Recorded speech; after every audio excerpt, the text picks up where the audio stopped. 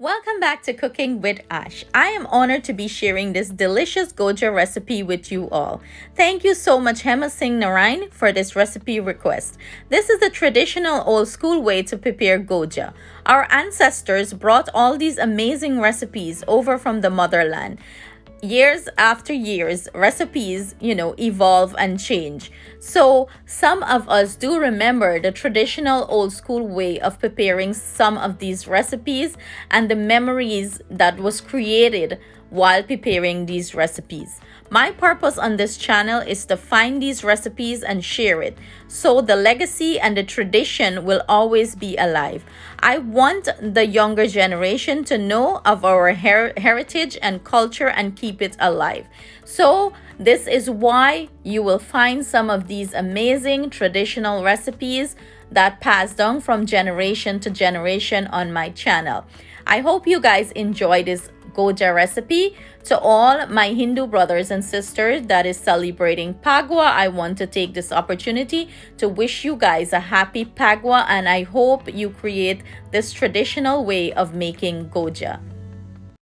So I have my water here boiling. As you can see, it came up to a boil. I'm gonna go in with my rice flour. And you don't feel the need to mix it in. Don't break it up and just leave it like that, you don't want to mix it in too much, because then you don't want it, you want it to clump up nicely. So I'm gonna go ahead and pop a lid on this and let this cook for 5 minutes. Then we're gonna proceed to the next step. So it's been 5 minutes exactly. I'm gonna go ahead and take this off the heat, turn off the heat. Be mindful when you cover this, like sometimes it do boil up, so keep an eye on it. You don't want it to spill over on your stove. What I'm gonna go ahead and do now, I'm gonna go ahead and mix this in well, fold it in well. I'm gonna just pull it off the heat. Let me set you guys so you can see. I'm just going to pull it off the heat. And you want to mix this, make sure all the pieces are coated, and leave this to completely cool down, and go ahead and pop the lid back on it and leave it as it cool down. We're gonna start to prepare our filling, so we're gonna work on that now. Oh, didn't even expect you guys are not seeing. So as you can see, I pull it off the heat and I just mix it in. Make sure it's nice and mixed in. We're gonna let this cool down before we start to work with it. So what I'm gonna do, I'm gonna pop the lid and leave it to cool down, and we're gonna start working on our coconut filling. These are the ingredients we will be using. I have here some fresh grated coconut, that is a must.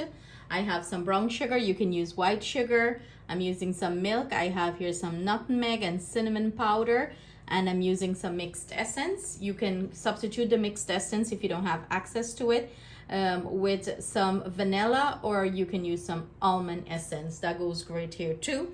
Or you can put a little bit of each, and it do give it a nice flavor.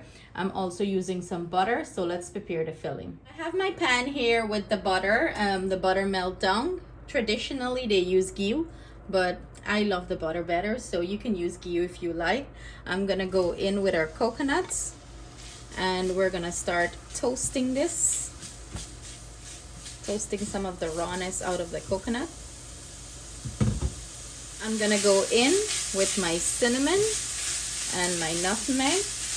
I am not going to add any food coloring to this, because it's natural. It's the traditional way they made it. No coloring or anything of the sort. As recipe evolves over the ages, things change, and people spice it up, and I'm all for spicing up a recipe and putting your own twist to it.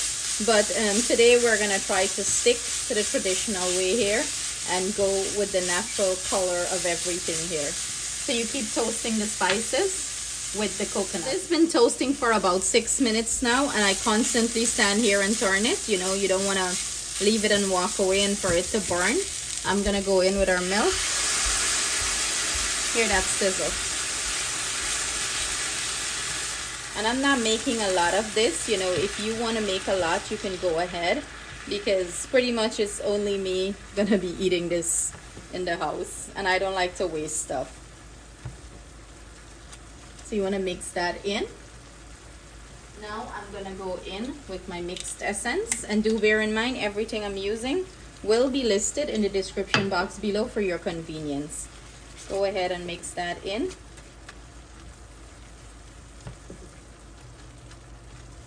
It's smelling so fragrant. As you can see, most of the milk is absorbed here. I am gonna go in with our brown sugar, mix that in, and let it melt up a little bit.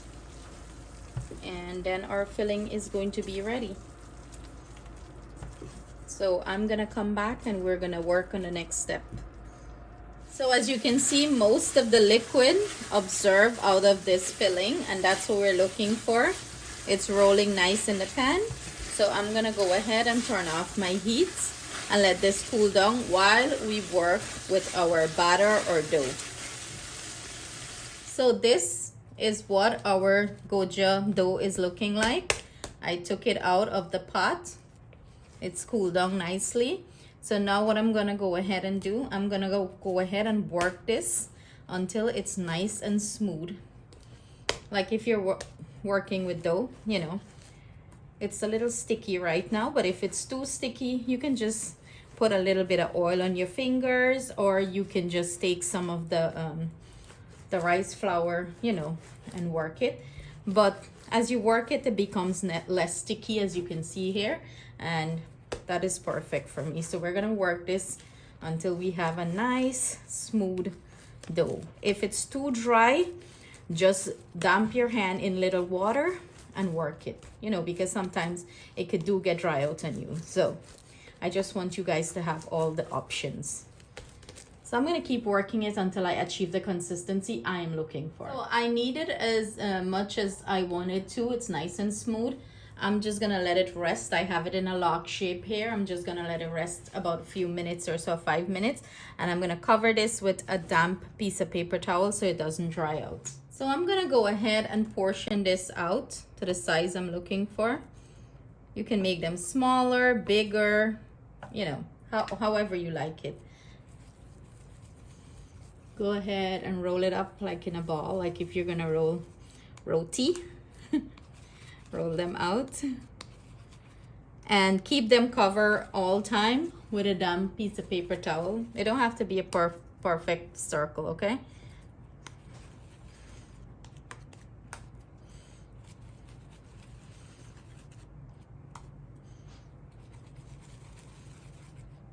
So I got 6 out of this. So to do this is I'm gonna grab a little bit of the rice flour and press this down. You know, you want to make sure you coat it nice. And I'm putting some on my rolling pin so nothing sticks. And you're gonna roll it out as if you're making an empanada. And I'm using an empanada press for this. It's so much more easier. This is what the empanada press is looking like. You're grabbing it, you're rolling it out a little bit, you're grabbing it, you're putting on to the empanada press. And then I'm gonna go in with my filling, and I'm doing about a tablespoon here of filling. You do not want to overfill them too. And I'm putting it 1/2 of the empanada. Hear me, empanada, 1/2 of the dough here. And then I'm gonna go ahead and take the other end of the empanada and bring it over and press everything down. The excess, you want to get rid of the excess. You can put it in onto one of the other dough ball, and that's it. It's perfectly sealed and perfectly made. Okay, so we're gonna move on to another one. I'm gonna set this to the side, and I'm just gonna keep them covered under the damp piece of paper towel. We're gonna steam these, not fry them. Again, flour your surface, roll it out. Another way to do it too, you can just press it out into your hand like this and fill it and close it in like that and crimp the ends. But I'm just gonna, you know, work these with the empanada press. It's so much more easier. If you get one, use it. If not, fill it as if you're filling, you know, how I just showed you. If you're gonna fill a beef patty, that sort of way. I like this because it makes the job easier. Also, it gives you, like, you know, it's very uniform and nice. Oh, I put it wrong. Let's scoop this over here. When you're not paying attention, huh? See, mistakes do happen in the kitchen.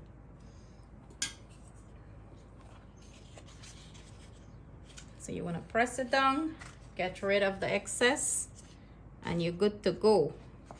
So I'm going to finish up the rest, and then I'm going to show you the process of steaming them. But look how perfect these are. They're nice and big. So to steam these goja, I have here a pot with some water. This pot is like meant to steam veggies. It's like a double broiler. I got excess on that one, but it's okay. It's a double broiler. So what I went ahead and did, this pot at the bottom here have some holes, as you can see. This is meant to steam veggies, and it works great to steam dumplings and do stuff like this. So this is plain hot water that is boiling on the stove. What I'm gonna go ahead and do, I went ahead and oiled the pot inside here so this doesn't stick or anything of the sort.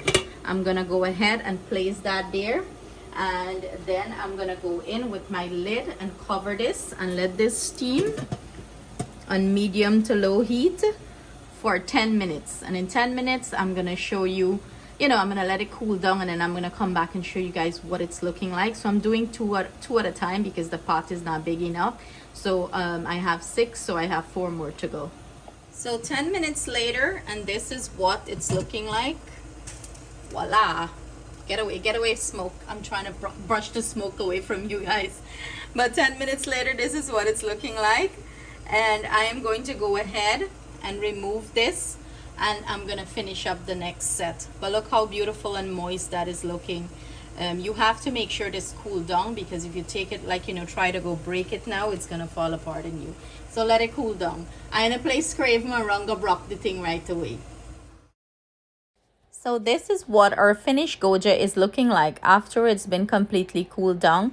I went ahead and played them up. They're so moist on the outside. I already had 2, okay? And so filling on the inside. Look at that. You can't go wrong with this recipe. So I hope you guys enjoy this way of making goja. Sending our love, thanks, and gratitude. See you again soon with another delicious recipe. Enjoy!